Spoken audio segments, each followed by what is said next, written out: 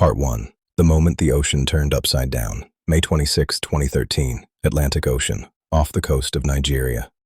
The tugboat Jascon 4 floated quietly above oil-field waters. It was an ordinary workday. Routine maintenance. Nothing dramatic. Nothing unusual. Inside the vessel, crew members moved through narrow corridors, metal walls, low ceilings, constant engine noise. One of them was Harrison O'Keefe, 29 years old, cook, newly married, planning his future. He was in the bathroom. That detail matters, because location would decide everything. Outside, the sea began to change. Waves grew stronger. Wind shifted direction. The vessel started tilting. At first, small movements, normal for offshore work. Then the tilt increased. Too fast, too sharp. Crew members shouted. Metal groaned. Equipment crashed to the floor. The tugboat was flipping, not sinking slowly. Flipping. In less than a minute, the world turned upside down. Water smashed through openings. Cold. Violent. Total. Most of the crew had seconds. Some never made it out. Harrison did not understand what was happening. He felt the floor disappear, then water, then darkness. The boat rolled completely over. What had been ceiling became floor. What had been air became ocean. Inside, chaos. Metal screamed. Furniture tore loose. Objects floated past him in black water. Harrison was thrown into a cabin. The door jammed. Water filled the room instantly. He swallowed salt water. His lungs burned. He kicked upward. But which way was up? In a capsized vessel, up is a lie. Everything is inverted. He felt around blindly, hands scraping metal, searching for air. His body hit something, a small pocket. He forced his head above the surface. Air, a thin space between rising water and steel. He gasped. The entire vessel had sunk, resting on the ocean floor, about 30 meters deep, roughly 100 feet. Above him, 3,000 tons of water pressure. Around him, complete darkness. Below him, the Atlantic seabed. Inside the ship, dead silence, except for dripping water and his own breathing. At first, he believed rescue would come quickly. He called out. No answer. He shouted names. Nothing.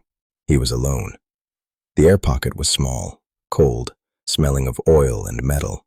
The water level reached his chest. He could not see his own hands. Time stretched. Minutes felt like hours. He tried to stay calm. But fear changes breathing.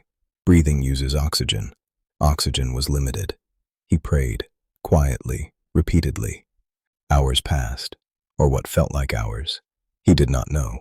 Most of the crew had already died. Divers would later recover bodies. But Harrison did not know that. He waited. Darkness has weight. In complete absence of light, the brain begins creating its own images. He heard sounds, metal shifting, water moving, possibly imagination, possibly real. The ship was unstable. It could collapse further, at any moment. He began calculating air, breaths per minute, try to slow, try to conserve. But panic returns, in waves, just like the ocean above. He found a small panel. He broke it, used floating debris to keep balance. He moved carefully through submerged corridors, feeling walls, memorizing structure. He discovered another air pocket, slightly larger. He positioned himself there. His body trembled from cold. Hypothermia was beginning. No light, no clock, no confirmation of rescue, just breathing, waiting. Above the surface, search teams assumed no survivors. The tugboat had sunk rapidly. Standard survival window, minutes, not hours, certainly not days. Divers were sent to recover bodies, not survivors. Below, Harrison was entering his first night, though he could not see it. The human brain reacts dangerously in darkness. Hallucinations, time distortion, despair. He spoke to himself, to stay sane. He replayed memories, his wedding, his wife, his family. He promised himself, just survive one more hour. He had no idea that he would need to survive nearly 3 days. When the Jascon 4 settled on the ocean floor, it did not land gently. It hit the seabed upside down, steel against sand, metal twisted under pressure. The depth was about 30 meters, around 100 feet. That may not sound extreme, but underwater, pressure multiplies quickly. At that depth, every breath matters. Every minute reduces oxygen. Every movement wastes energy. Inside the wreck, Harrison O'Keefe was now in total darkness, not dim light, not shadows, complete black. Humans are not built for that. After several hours without light, the brain begins to misfire. Time stretches, thoughts repeat, fear becomes louder than logic. Meanwhile, his body faced another threat: cold. The Atlantic water temperature in that region can drop low enough to trigger hypothermia. Inside the wreck, the air pocket was damp and freezing. Water soaked his clothes. His skin began losing heat immediately. In cold water, the body shuts down in stages. First, shivering.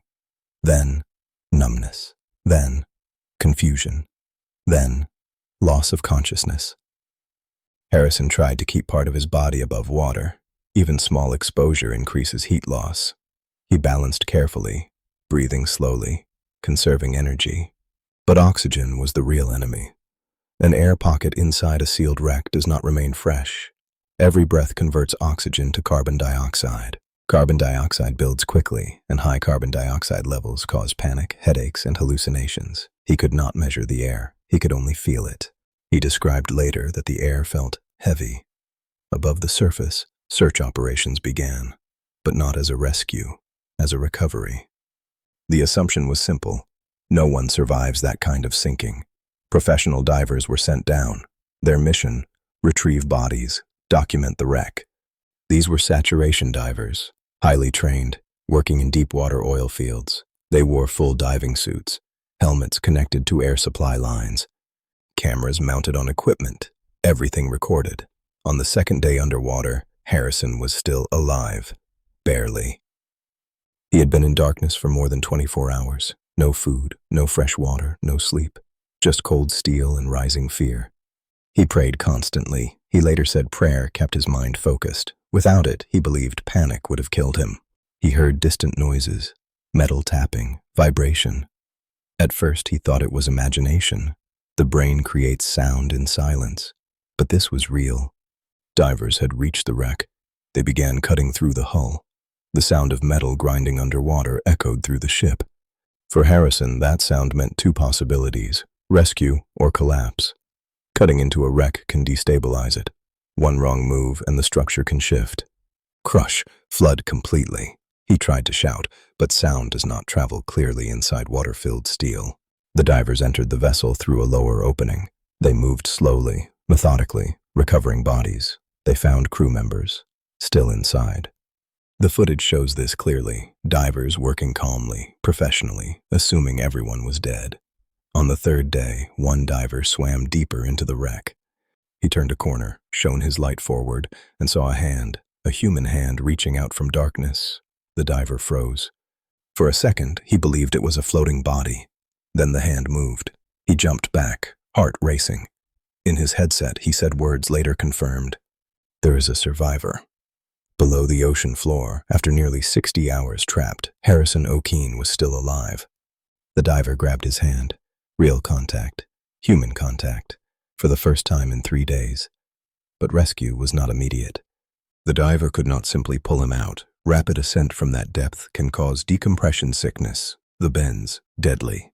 Harrison had been breathing compressed air inside the wreck for days. His body had adjusted to pressure. If brought up too quickly, nitrogen bubbles could form, causing paralysis, stroke, death. So the rescue required precision. They had to attach him to a diving bell, a pressurized chamber, slowly decompress him over hours, all while working inside a flooded, unstable ship. Part 3. The rescue that almost failed. When the diver saw Harrison's hand move, everything changed. The mission was no longer recovery, it was rescue. But rescue at 30 meters underwater inside an overturned ship is not simple. The diver checked Harrison's condition. He was conscious, weak, shivering, dehydrated, but alive. The biggest danger now was not drowning, it was pressure. For nearly 3 days, Harrison had been breathing air compressed by water pressure. Even inside the air pocket, the surrounding depth increased gas pressure in his body. At 30 meters underwater, pressure is roughly 4 times normal surface pressure. That changes how gases behave in the bloodstream. Nitrogen dissolves into body tissues. If someone ascends too quickly, that nitrogen forms bubbles. This condition is called decompression sickness, also known as the bends. It can cause severe joint pain, paralysis, brain damage, death. If divers had pulled Harrison straight to the surface, he likely would have died, so they prepared a controlled extraction. The diver fitted Harrison with a diving mask. He needed a stable air supply. Harrison had not been underwater swimming. He had been inside air pockets. His lungs were not used to breathing through a regulator. The diver demonstrated slowly, calm movements, clear gestures. In total darkness for 3 days, Harrison's eyes struggled with the diver's light. They secured him, then guided him through flooded corridors. Imagine that moment. He had survived in one small space. Now he had to re-enter water, cold, black, full of wreckage. He trusted a stranger in a helmet to guide him through steel tunnels.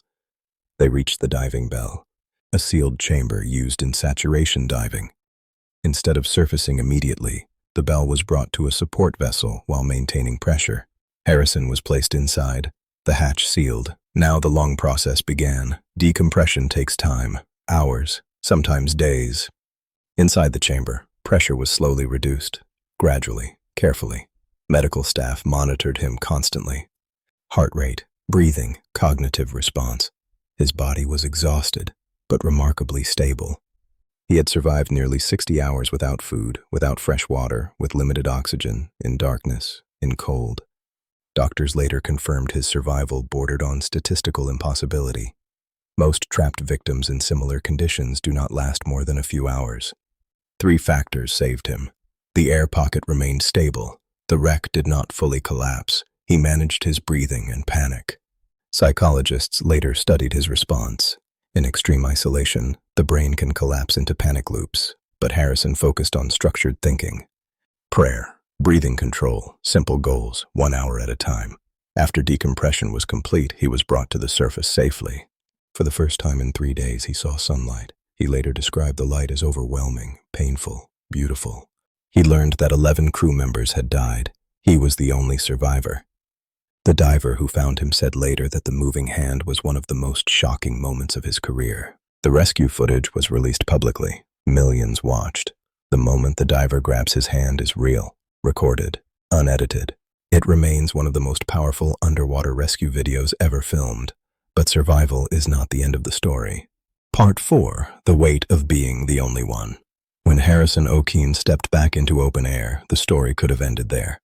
Man trapped underwater, man rescued, man survives, but survival creates its own burden. He learned that 11 of his co-workers had died, men he had spoken to hours before, men he had shared meals with, men who never had an air pocket. Being the only survivor changes a person. Psychologists call it survivor's guilt. The question repeats, why me? Why did I live when others did not? For Harrison, that question did not disappear. It followed him home. At night, he replayed the sinking, the sound of metal tearing, the feeling of water rising, the darkness. He reported difficulty sleeping, sudden anxiety, flashbacks. This is common after extreme trauma. The brain stores survival memories intensely, especially when death was close. But there was something else. He had spent nearly 3 days in total isolation. No sunlight, no voices, no movement. Studies show that even short periods of sensory deprivation can alter perception. Some survivors of isolation report time distortion, memory gaps, emotional flattening. Harrison said prayer kept him stable. It gave his mind structure, focus, meaning. Without that anchor, panic may have taken control. His case became globally known. News agencies covered it. The rescue footage spread online. Marine safety organizations studied the incident. Questions were raised. Why did the tugboat capsize so quickly? Were weather warnings sufficient? Was safety protocol adequate? Offshore work is among the most dangerous industries in the world. Heavy machinery, unstable seas, limited escape routes. After the incident, more attention was placed on emergency training and survival preparedness. But no protocol can guarantee survival in every accident. Harrison's survival depended on 3 rare factors: a stable air pocket, a hull that did not collapse, and trained saturation divers nearby. Remove one of those variables and the outcome changes. What makes this story mind-blowing is not luck alone. It is endurance. At 30 meters underwater, inside steel walls, in darkness for nearly 60 hours, the human mind can break. His did not. He survived by simplifying his world. 1 breath, 1 prayer, 1 hour. There is a lesson in that. When people imagine survival, They imagine strength. But real survival often looks like stillness, controlled breathing, quiet focus, not giving up. Harrison later left offshore work. He chose a different life, because once you have felt 3,000 tons of ocean above you, priorities change. Today, the wreck of the Jascon 4 remains on the seabed, silent, dark. Divers who descend there remember the hand that moved, a small motion in a place where movement should not exist. The story reminds us of something simple. Humans are fragile, but the human will to live is extraordinary, under crushing pressure, in freezing darkness. With no certainty of rescue, one man kept breathing, and that was enough. End of story.